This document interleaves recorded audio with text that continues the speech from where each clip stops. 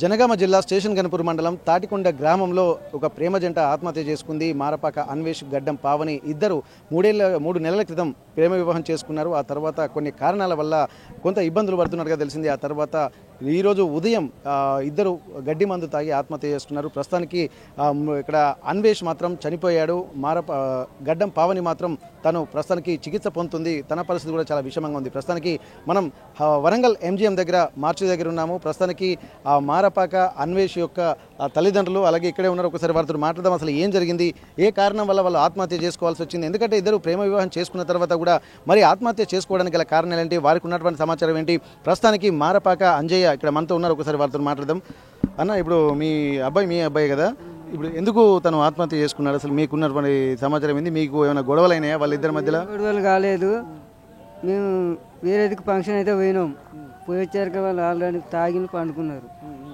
అంత వార్తలకు మాకు ఎరక, కానీ మాకు ఇంతవరకు లొల్లి లేదు, ఏది లేదు. 3 నెలల క్రితం వివాహం చేసుకున్నారు. మీ ఇంట్లోనే ఉంటున్నారు వాళ్ళు? మా ఇంట్లోనే ఉంటున్నారు. అప్పుడు మరి ఇంట్లో ఉన్నాక మరి వీళ్ళు ఎందుకు ఇక్కడ ఆత్మహత్య చేసుకోవడానికి ఏమైనా ఆర్థిక ఇబ్బందులా, లేకపోతే వాళ్ళకు ఉన్నటువంటి సమస్యలు ఏంది? మరి ఏ సమస్యలు అది మాకు వాళ్ళిద్దరి సందు ఏం జరిగినా ముచ్చరిస్తుందో మాకు తెలియదు. అది వాళ్ళకే ఇద్దరికే ఎరక, మాకైతే ఏ సమస్య లేదు. ఇప్పుడు అన్వేష్ ఏం పని చేస్తాడన్నా? కూలి పనే చేస్తాడు. దొరికినాడు పని చేస్తాడు, లేకపోతే ఇంటికాడ ఉంటాడు. అంతే. ఎంతవరకు చదువుకున్నాడు? 12 చదివాడు. ఇప్పుడు జీవనోపాధి అంటే కూలి పనికి వెళ్తా ఉంటుంది తప్ప వేరే జీవనోపాధి లేదు ఆయనకి, ఉద్యోగం ఇట్లా లేదు లేదు లేదు. ఎందరు మీకు పిల్లలు? 3. 2 కొడుకులు, 1 బిడ్డ. మా బిడ్డ కంటే చిన్నోడు. మా బిడ్డ వెనకనే చనిపోయిన ఆయన వెనక ఇంకో పిల్లాడు ఉన్నాడు. ఆయన జర మెంటలు. అంతే. ఇప్పుడు వీళ్ళిద్దరూ ప్రేమ వివాహం చేసుకున్న తర్వాత అసలు మీకు అసలు ఇష్టం ఉండేనా లేకుండేనా? ఆయనకి ఇష్టం ఉన్నాక మేక్స్తో ఇష్టమే అనిపించింది. మేము ఏమనలేదు వాళ్ళని. ఇంకో 5-10 రోజులలో పెళ్లి చేస్తాం అనుకున్నాం మేము సుతా. సరే అన్నాడు. ఇక వాళ్ళకి ఎట్లయిందో ఏం కథ మాకు వాళ్ళిద్దరి సంగతి తెలియదు. ఎప్పుడు పెళ్లి చేసుకున్నారు వాళ్ళు? చేసుకోలే, ఈ 10 రోజులలో చేసేదే ఉండే.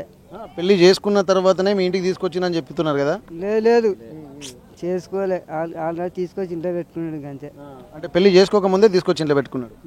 అంతే, అదే స్టోరీగా. అంటే ఇప్పుడు మరి ఎట్లా పెట్టుకోవడం, ఈ పెళ్లి చేసిన తర్వాత తీసుకురామని చెప్పి మీరు చెప్పిండ్రా? మేము ఏమనలేదు, పెళ్లి చేస్తాం రా బాబు అని చెప్పినాం. అంతే, ఓకే అన్నాడు. ఇక వాళ్ళిద్దరి సంగతి ఏం జరిగిందో మనకైతే. మరి వాళ్ళ అమ్మాయి వాళ్ళ పావని వాళ్ళ తల్లిదండ్రుల నుంచి ఎటువంటి స్పందన వచ్చింది మీ ఇంటికి తీసుకొచ్చిన తర్వాత? వాళ్ళు ఒక 15 రోజుల తర్వాత వచ్చిండ్రు. వినాయక పండుగని నిలబెట్టినాక 15 రోజుల తర్వాత వచ్చిండ్రు. పండుగ వెళ్ళాక మాట్లాడుకున్నాం, లగ్నం చేసిస్తామన్నారు. సరే అనుకున్నాం మేము సుతా.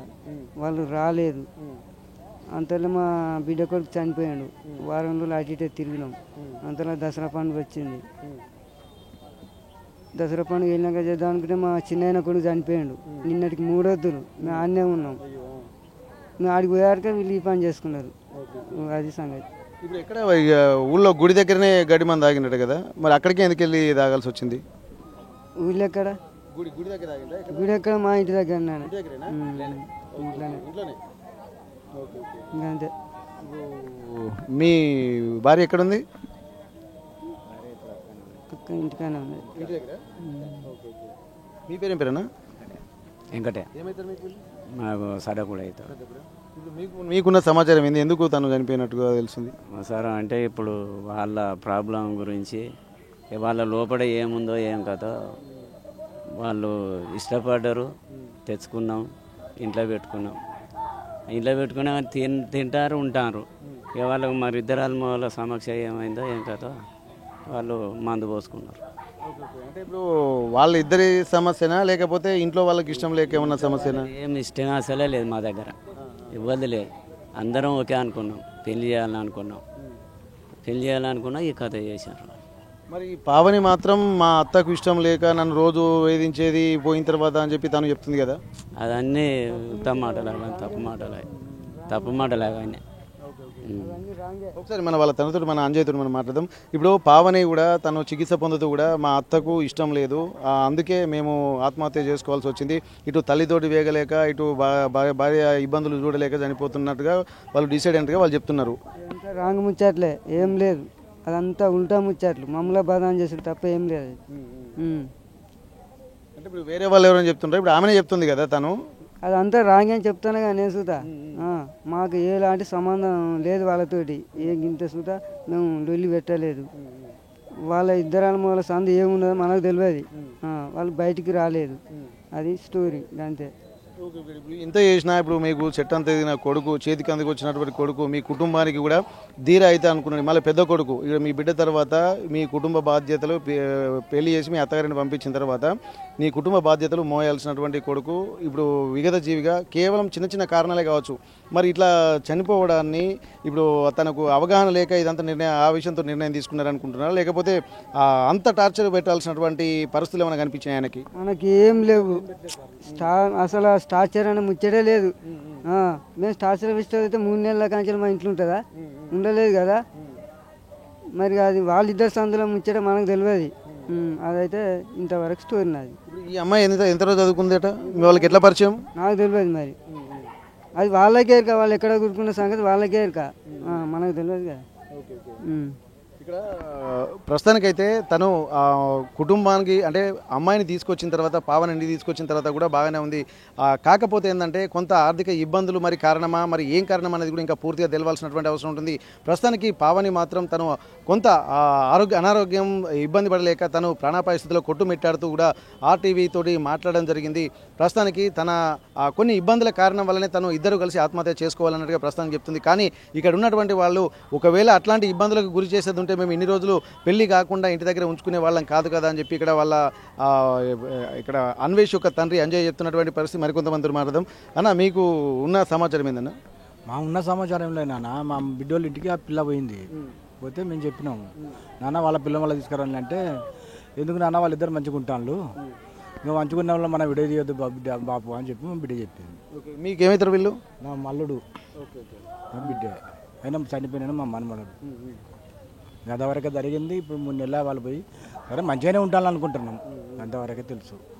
ఇప్పుడు అంతా మనకేంటంటే మామూలు మంచిగానే ఉంటున్నాను అనుకుంటున్నాము. కానీ ఇక్కడ చివరికి జరిగింది ఏంటంటే ఇద్దరు చనిపోయి ఉన్నారు. ఏదో ఒక కారణం లేకుండా చనిపోవడం అనేది లేదు. ఇక్కడ ప్రస్తుతానికి ఆయనకు ఇక్కడ కూలికి పోతున్నాడు, మరి బతకలేక భార్యను పెళ్లి చేసుకుంటే సాధలేక ఏమైనా నిర్ణయం తీసుకున్నాడా, లేకపోతే ఇంకేం కారణం అయి ఉంటుంది అనుకోవచ్చు? అంత అవసరం లేదు సార్, మాకు కూలి పోయి వాళ్ళు పని చేసేంత అవసరం లేదు మాకు. వాళ్ళ పుట్టాల వాళ్ళు బతుకుతారు మా బిడ్డలు. వాళ్ళకి పంపించి వాళ్ళు కాదు, ఇప్పుడు ఎవరైతే అన్వేష్ వాళ్ళు కూడా కూలి పోయినంత అవసరం లేదు వాళ్ళు. మరి వాళ్ళ జీవనోపాధి ఏంటిది? వాళ్ళ జీవనోపాధి ఆ పొల్ల వీళ్ళు ఎక్కడ కలుసుకునేది మాకు తెలియదు. అంతకుముందు మా మనమడైతే మంచిగా బడికి పోయేది అంతే. ఈ అమ్మాయిది ఎవరు? పెద్దపిండాల. వాళ్ళ అమ్మ నాన్న ఏం చేస్తారు? ఎవరమ్మ నాన్న? అమ్మ పావని వాళ్ళ నాన్న చనిపోయింది. అమ్మ ఉన్నది, అన్న ఉన్నాడు అంతే. అంతవరకు తెలుసు కానీ మనకేం తెలియదు. మరి వాళ్ళ కుటుంబం నుంచి ఏం స్పందన రాలేదా మీకు? మాకు రాలేదు సార్, ఇంకా రాలే. ఇప్పుడు మరి ఎవరైనా వచ్చిండ్రా పావని కుటుంబ సభ్యులు ఇక్కడికి? ఎవరు రాలేదు సార్, మా దగ్గరికి అయితే రాలే. హాస్పిటల్ ఉన్నారా? ఉన్నారు. ఇప్పుడు ఏమంటున్నారు వాళ్ళ, మరి ఏమన్నా వాళ్ళకి ఏమి అనలేదు మమ్మల్ని, మేము వాళ్ళని ఏమీ అనలేదు. ఇలా బాబు చనిపోయిన చెప్పిన విషయాల్లో ఇటే ఉన్నాం మేము. ఇక మేము కూడా ఆ పొలాన్ని కూడా మేము ఎవరు అనలేదు. మేము నడుస్తుంది కూడా అన్నీ ఉన్నారు వాళ్ళు అంతే. ఇప్పుడు నిజంగా మీ మనవడు దాదాపు ఒక 26 సంవత్సరాల వయసుకు వచ్చి రేపు కుటుంబానికి మీ అందరికీ మీ వంశాన్ని మోయాల్సినటువంటి వ్యక్తి, రేపు భవిష్యత్తును కూడా చూడాల్సినటువంటి వ్యక్తి, కేవలం చిన్న చిన్న కారణాలతో కూడా తను చనిపోయినట్టుగా తెలుస్తుంది. అసలు దీన్ని ఎట్లా చూస్తున్నారు? అసలు మరి మనుషులకు బతికేంత ధైర్యం లేకపోవడమా, లేకపోతే చనిపోతారు? ధైర్యం లేకనే చనిపోయిన అనుకుంటాను అయితే వాళ్ళు, అంతవరకు తెలుసు. ఏదైనా సమస్యలు కొంత అవసరం అనుకుంటే ఇప్పుడు ప్రేమ వివాహం చేసుకున్న వాళ్ళు ఫైటింగ్ చేస్తారు, ఇంకెంతో కొట్లాడతారు, తల్లిదండ్రుల మీద కొట్లాడతారు, అత్తమైన కొట్లాడుతూ ఉంటారు, బంధువులతో కొట్లాడుతూ ఉంటారు. కానీ ఇప్పుడు పెళ్లి చేద్దామని చెప్పి మీరు కూడా పెద్ద మనసుతో ఒప్పుకున్నారు. ఎందుకంటే 3 నెలల నుంచి మీ ఇంటి దగ్గరే ఉంటుందంటే మీరు ఒప్పుకున్నట్టే కదా.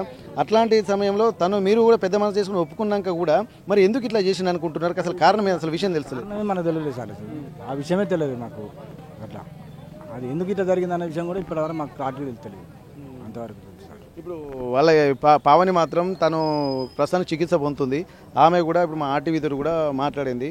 తను మాత్రం మా అత్తమ్మ టార్చర్ భరించలేకనే మేము చనిపోవాలని నిర్ణయించుకున్నాం ఇద్దరం అదని చెప్పి చెప్తుంది. దీంట్లో ఏమైనా వాస్తవం ఉందా? మరి లేదు సార్, అదైతే లేదు. మా బిడ్డ మా అల్లుని చూస్తే అవుపుతలేదు సార్ మీకు. మా అల్లుని చూస్తే అవుపుతలేదా సార్? ఇప్పుడు మా అల్లుని చూస్తే మీకు అవుపుతలేదు సార్, అంతవరకు తెలుసు. ప్రస్తుతానికైతే ఇక్కడ 2 వర్షన్లు అయితే మనకు వినిపిస్తున్నాయి. తను మాత్రము అత్త పెట్టే టార్చర్ భరించలేకనే ఇద్దరము చనిపోవాలని చెప్పి తను చెప్తున్నారు. కానీ వీళ్ళు మాత్రం మేము పెద్ద మనసు చేసుకొని మా కొడుకు కోడలు బాగానే ఉండాలని చెప్పి 3 నెలల నుండి మేము ఇంటి దగ్గరే ఉంచుకున్నాం. ఒకవేళ కనుక మాకు అట్లాంటి ఇబ్బందికర వాతావరణం ఉంటే 3 నెలల నుంచి ఇంట్లోనే ఉంచుకోకపోయే వాళ్ళము. ఇక్కడ 10 రోజుల తర్వాత పెళ్లి చేద్దాం అనుకున్నాం. కాకపోతే వాళ్ళ ఇంట్లోనే కొంతమంది సభ్యులు అంటే వాళ్ళ బంధువులు కూడా చనిపోవడం వల్ల కొంత పెళ్లి జాప్యం జరిగింది. ఈ నేపథ్యంలోనే అసలు కారణం కూడా మాకు కూడా తెలియదు. ఇక్కడ ఇంట్లోనే గడ్డి మందు తాగి చనిపోయాడని చెప్పి అంటున్నారు. ఇక్కడ ఆ పిరికితనమా లేకపోతే బతకలేక చనిపోయాడా లేకపోతే ఆర్థిక ఇబ్బందులా ఏ విషయం అన్నది ఇంకొక క్లారిటీ అయితే రాలేదు. పూర్తిగా ఇప్పుడు పోలీస్ స్టేషన్లో కూడా కేసు నమోదవుతున్న నేపథ్యంలో వాళ్ళు కూడా దర్యాప్తు చేస్తున్నారు. దానికి సంబంధించినటువంటి పూర్తి వివరాలు కూడా తెలియాల్సినటువంటి పరిస్థితి. ప్రస్తుతానికి పావని మాత్రం గడ్డి మందు తాగడం వల్ల కూడా తను కొంత ఇబ్బందికర వాతావరణం అయితే కనిపిస్తుంది. కానీ ఇక్కడ చికిత్స మాత్రం ఎంజిఎంలో అందిస్తున్నారు. ఇట్లాంటి నేపథ్యంలో ఆర్టీవీ తోటి మాట్లాడుతూ తను కొన్ని కారణాలు కూడా చెప్తున్నటువంటి పరిస్థితి. దాని మీద కూడా పూర్తిగా దర్యాప్తు చేస్తే అసలు విషయాలు తెలిసేటువంటి అవకాశం అయితే కనిపిస్తుంది. అసలైన తొలి వెలుగు. ఫాలో వాట్సాప్ @తొలి వెలుగు official.